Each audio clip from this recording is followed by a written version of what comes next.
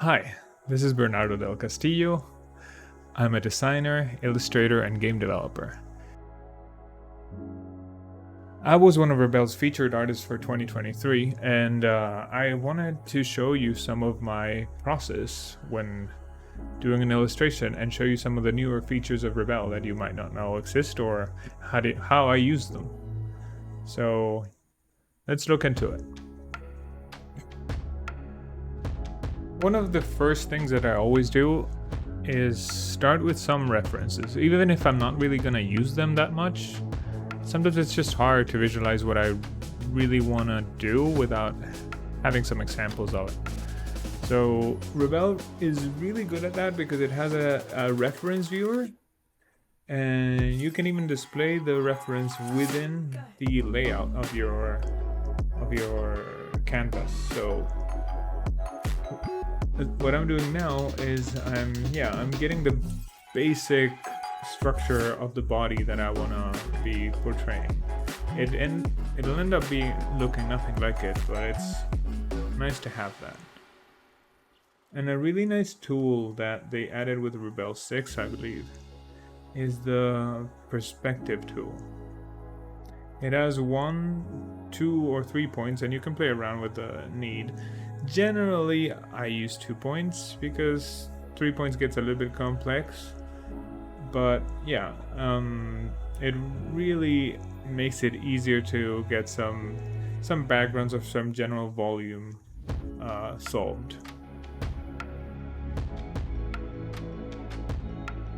As you can see, they're lining up boxes and things like that, just as an idea of where to place the bodies in the composition, is made so much easier by this.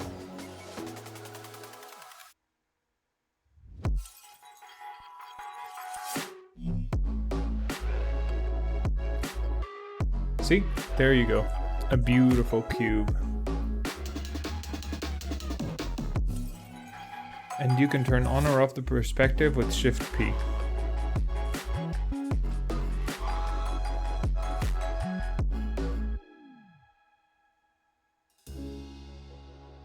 In general, when you're playing around with perspective, for 2 points, you want to place your 2 points of perspective in the horizon, kind of matching whatever you have in your head as the horizon line and both vantage points.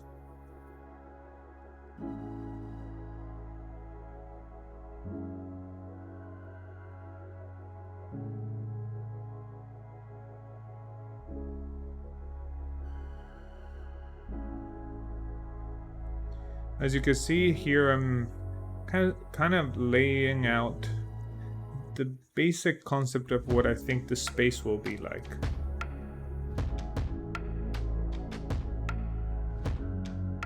It's much easier for me to start out with a sketch like that, which is more of a blob of the shapes and the spaces that they'll occupy, and then actually start sketching the line art, because sometimes the line art ends up looking very floaty if you start with just that. It depends on the illustration though, of course. There's a lot of action poses that you can perfectly start with line art and the expression more. But yeah, often I like this blob technique that I call. I feel like it gives me more flexibility when I'm building the bodies. And then you can slowly go in and refine your line. Maybe change your mind, change the proportions a bit. It helps a lot.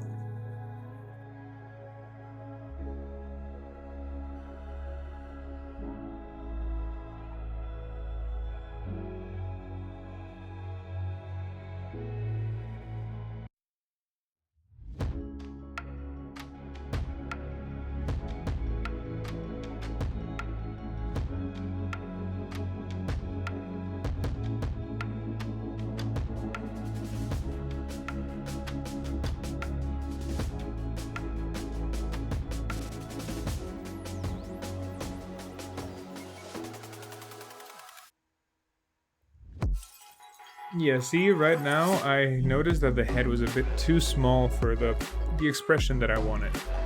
So with the lasso tool, you can just select some of the line art and, well, expand it. It's pretty standard for most graphic programs, but that's really helpful here.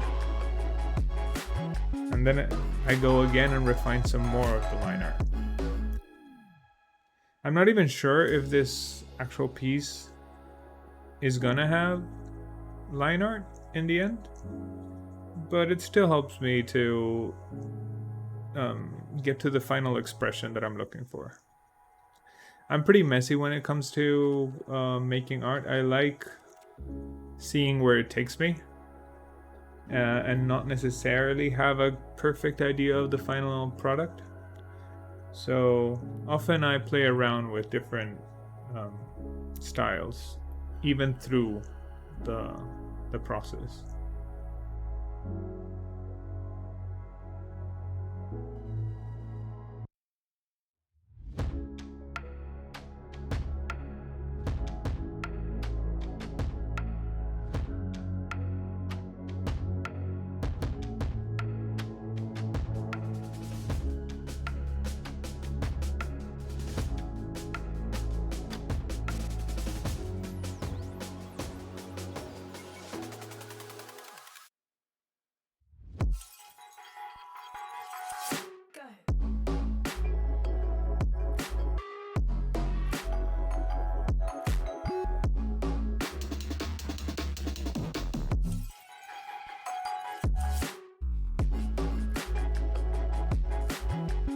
So once I'm happy with the sketch, I go and apply some flat colors. I'll generally start with the whole body, kind of the tint of the scene that I want. And I will define each one of the major components of the illustration in a different layer. In this case, I started with the whole body with a kind of like darker, brownish, desaturated tone, very cold. And with a very warm red for the kind of jumper that she's got on. I wanted to create that contrast with those two components.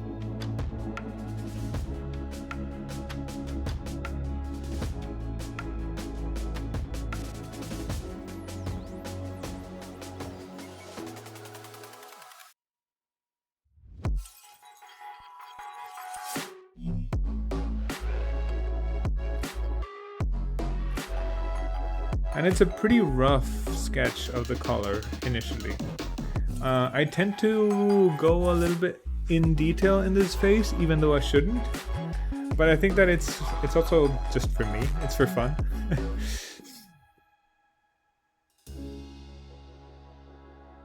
I generally end up over drawing everything anyway.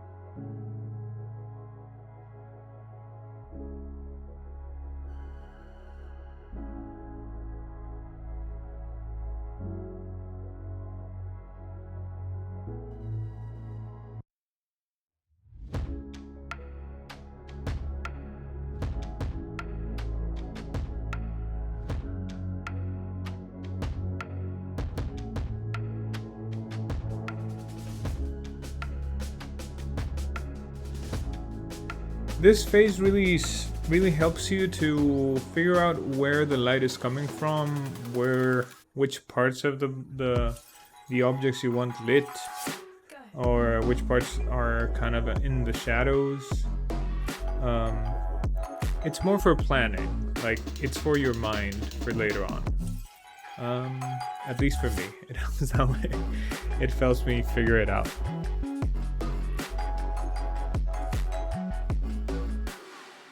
See, here I'm going into way too much detail. I probably shouldn't. But yeah, I just wanted to work that idea in my head. Yeah, I didn't feel like the paper texture was really helping me in that situation, so I ended up removing it. Depending on the illustration, the paper texture can be great. For me, I wanted it to be flatter, like, I don't know, I wanted to have real clear color expression here without so much texture.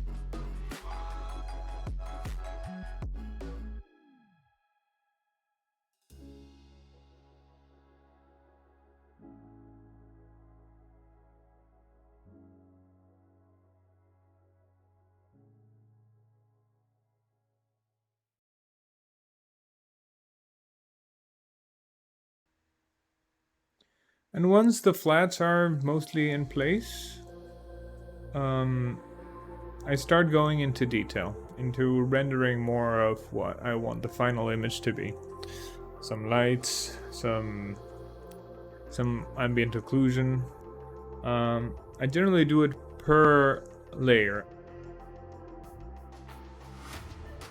One of the really good things that Rebelle 6 added is clipping masks, which you can just draw a figure, and you can use that figure as a stencil for another layer, you see?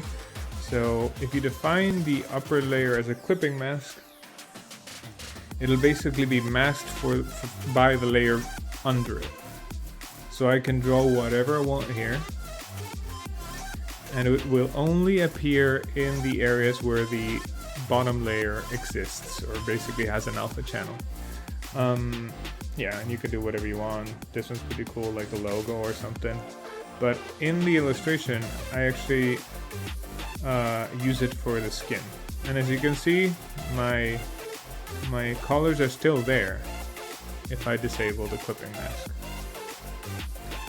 So now I'm gonna be setting up the clipping mask for the skin, because I like the expression of the skin in general, but I kind of want to work on it a bit more.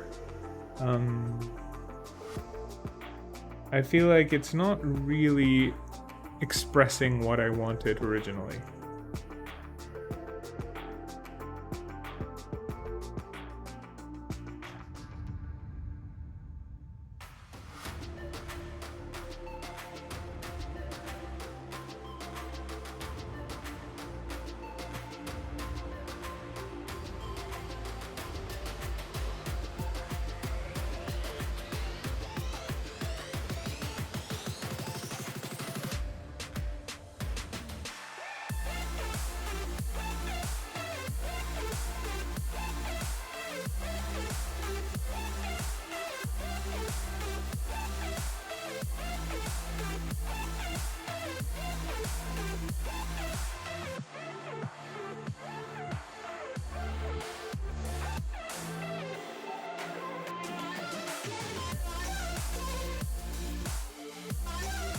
Here I start adding some warmer tones in the skin so that she doesn't look so dead, so muddy. Just as a hint that there's kind of life coming through, like the light, it has its specular, and then it has some subsurface scattering in her nose and in her neck. It's just details that give it a bit more believability.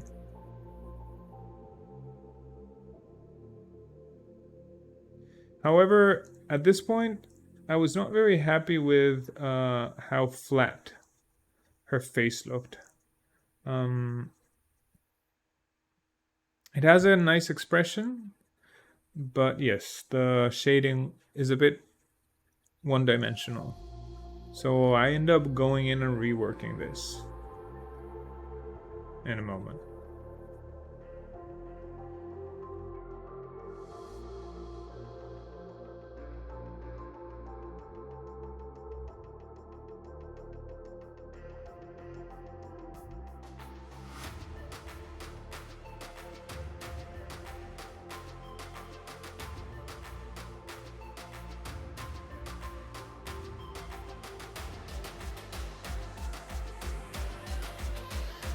I also noticed there's a bit of an issue in proportions in the face. I noticed that the eye is a bit too small and low for the expression that I was going for. This could work for a more realistic portrait, but I wanted to do something that had more of a cartoony expression.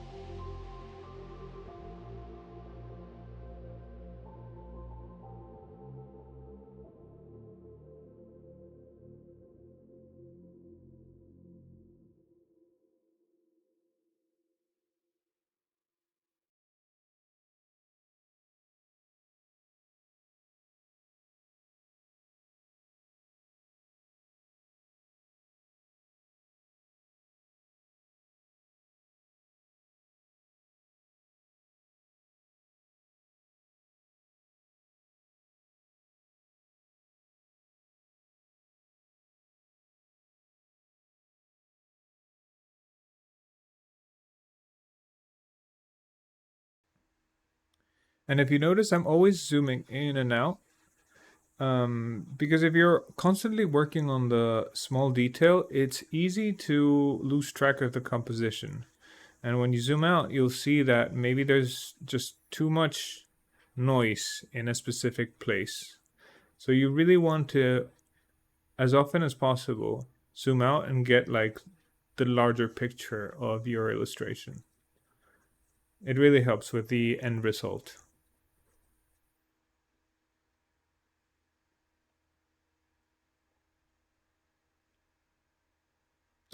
And here I had decided already that I wanted something a little bit sketchier, a little bit cartoonier. So I was bringing in some sketch lines over the illustration, um, trying to get a little bit more contrast, a little bit more expression into the painting.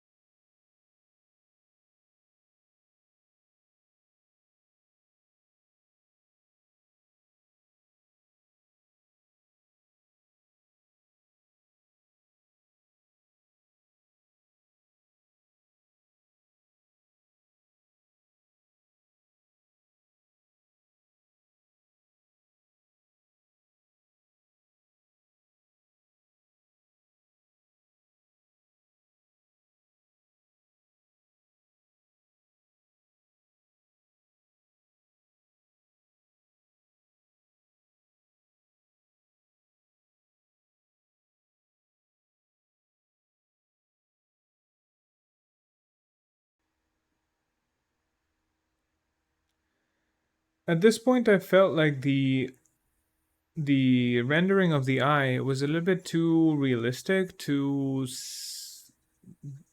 detailed and subtle, and it really paled in comparison with the rest of the image. So I went in and I actually redrew the expression and the eye. I was a lot happier with this more like bolder, more cartoony, maybe more anime looking eye. I still adjusted a fair bit more, but at this point I was quite happy with it.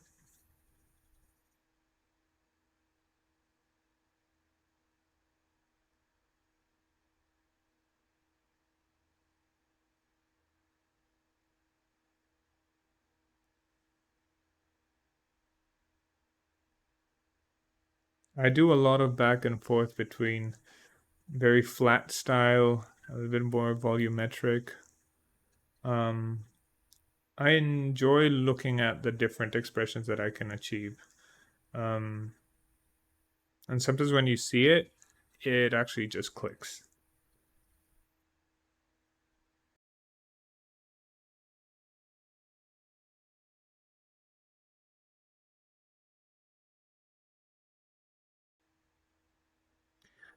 Right there, I used the liquify to move around the eye into the correct expression that I was looking for. Um, I think it gives her a lot more sorrow in her eyes in the shape.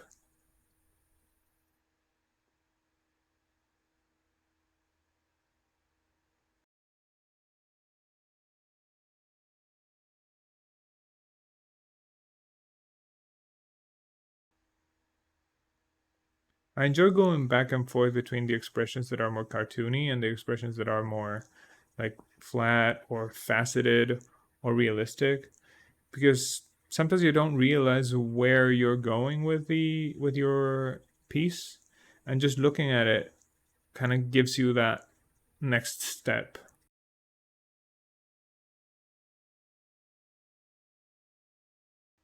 It's always good to remember to flip the canvas with Shift F. I think that's the correct shortcut. Um, because it really reveals some of the issues or failures that you might have in your painting that you might have not noticed. Because your brain, your eyes get accustomed to what you're doing, and it's very difficult to break out of it. So by flipping, sometimes zooming in and out, it really shows, well, of course, a different perspective of it and helps you fix.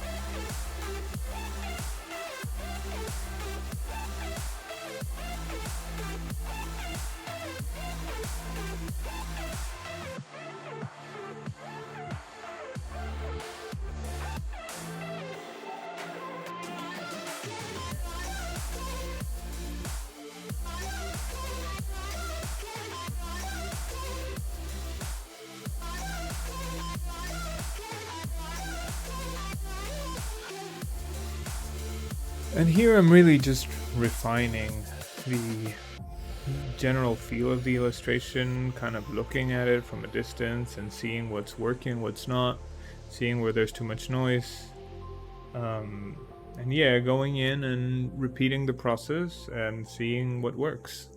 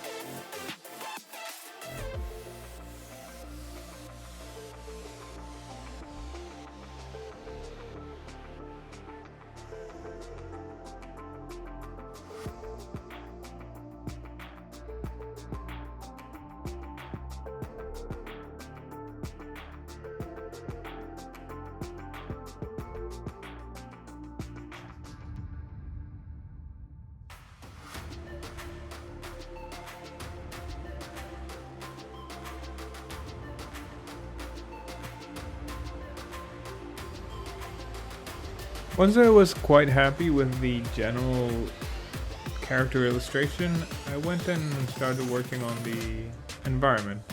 Once again, the perspective tool is invaluable for this.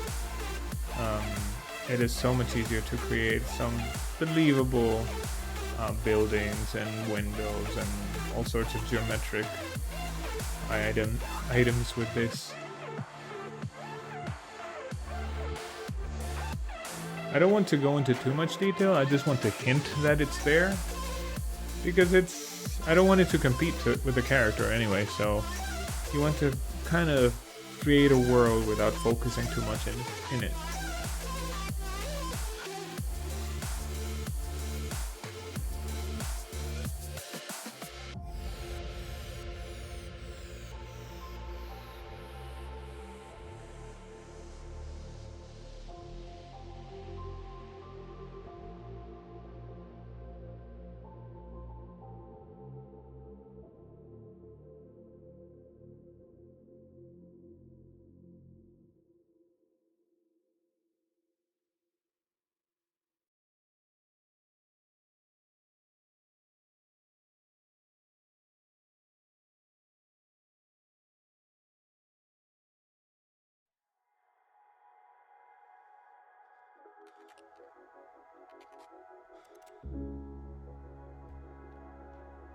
And so once the general composition is done, I go in and I start adding more detail, which can be a lot.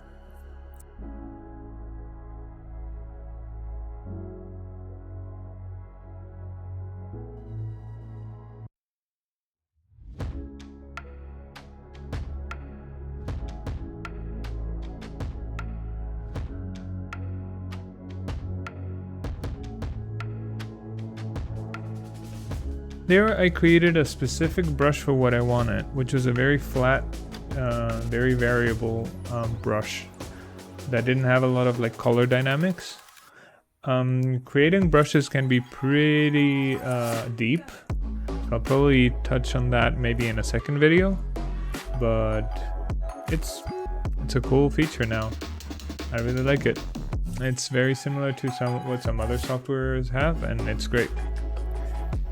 And yeah, here I go into creating some rain in the window, which is a very, very time-consuming process, but it's kind of cathartic. It is simpler than it seems, though. Most of the time it's just you want to do some vertical lines that have some squiggly bits to it, and you want them in the color of the ambient. And then you simply want to mix in some of the background light and some of the shines that come through. And it really gives a pretty convincing effect of a wet window. Well, it takes a while, but go ahead.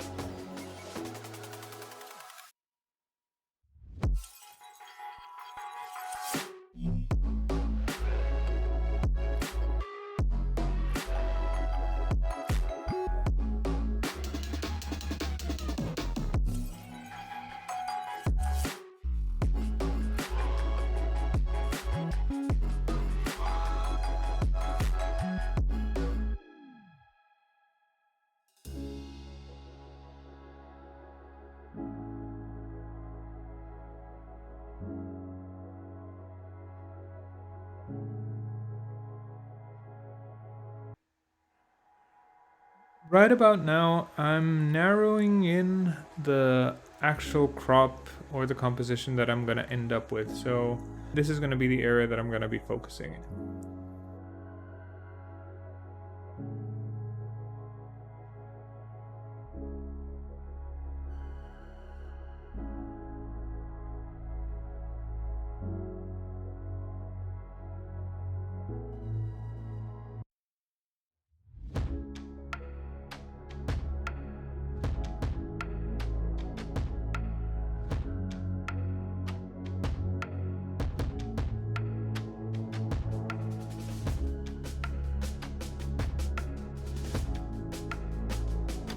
And once that's done, I want to make this character feel like it belongs in the world a bit more, because it's a little bit floating right now. So I add up more details that are actually interacting with her, or in some way being manipulated or modified by her being there. So shadows, cushions, just general objects that will give it a lot more weight, a lot of more believability in the end picture.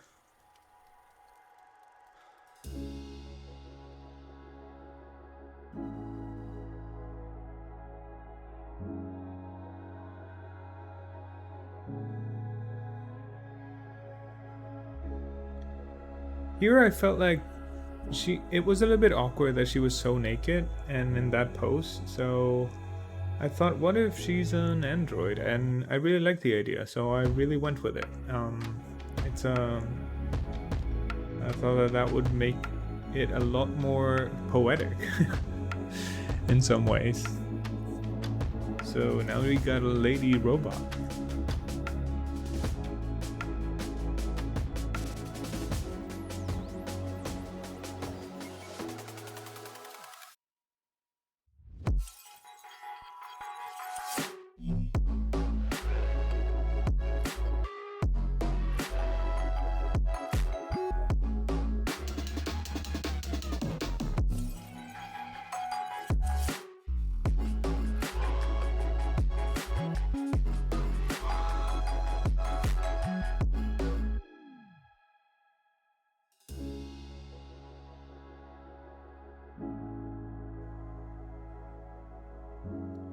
And with that new information, you can give it some more specific rendering, like somewhat more plastic segments in the body,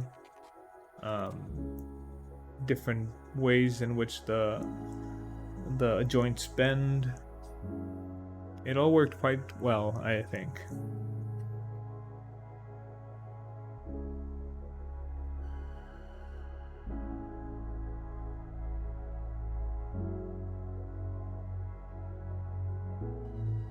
I really wanted to juxtapose the android, the robot, and the more organic materials. Everything that's around her is very soft, it's very lived in.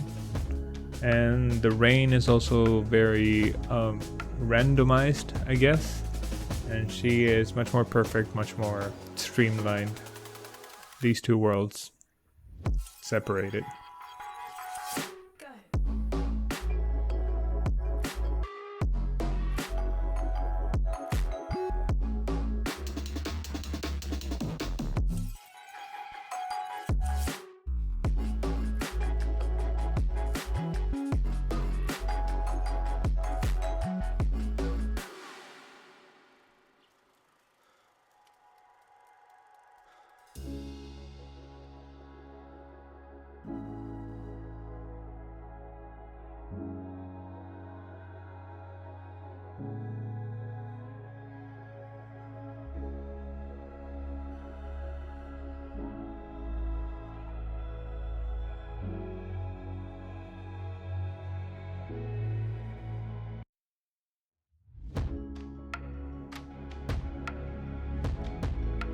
I find it's very good to add some details often in the foreground, giving you the concept of a more lived-in environment, something that's in there between you and the subject. It's not so stilted, it gives it a more naturalistic look.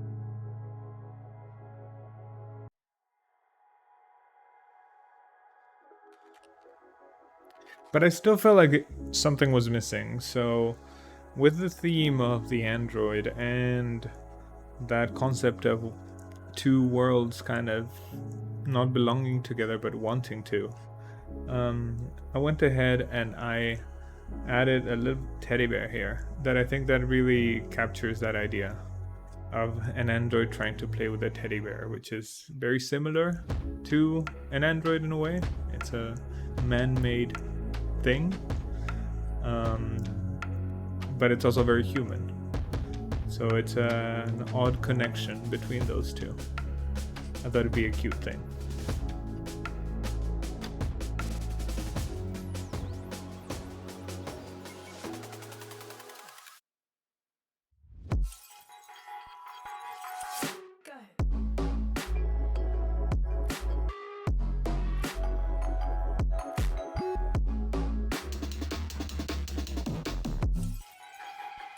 As you can see, there's not a lot of trickery or software magic here, no AI. It's all very much just going in and painting over the painting and doing it over and over again. It's cool.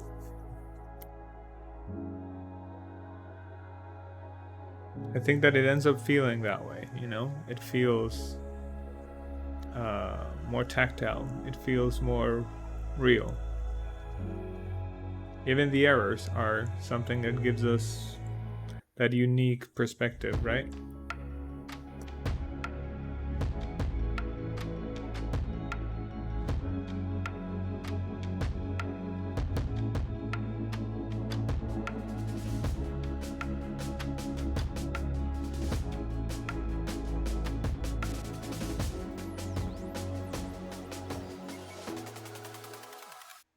And that's pretty much it. I'm almost done with this piece. I'm just adding some details to the environment.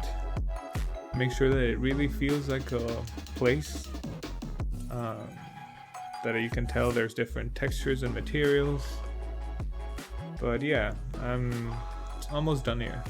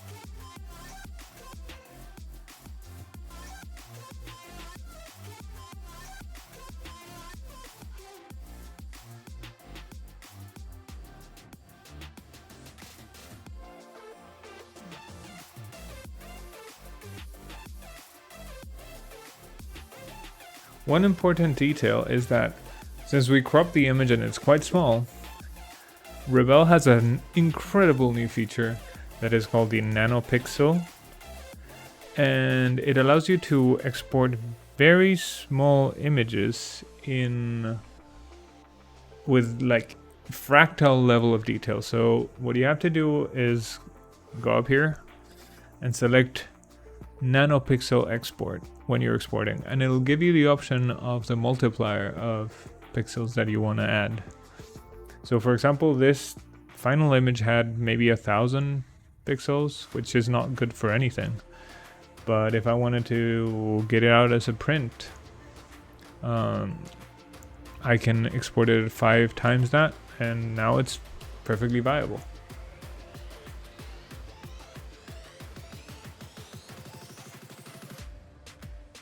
And that's it. This is the final piece. Let me know what you think. I'm pretty happy with it. I really like the expressions of the textures and the different materials that Rebelle allows me to capture, so try it out for yourselves. It's a really fun piece of software.